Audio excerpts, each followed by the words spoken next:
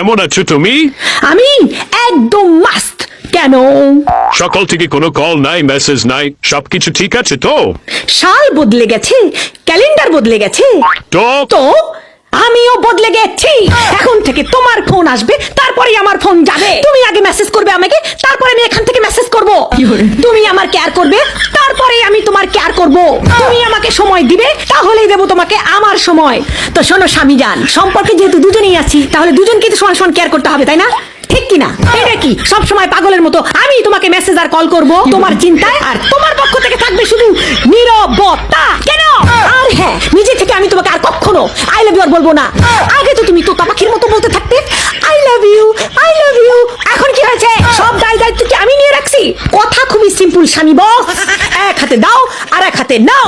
কারণ নতুন বছর থেকে মাগনা মাগনা ভালোবাসা দেওয়ার সেবা বন্ধ করে দিয়েছি আমি।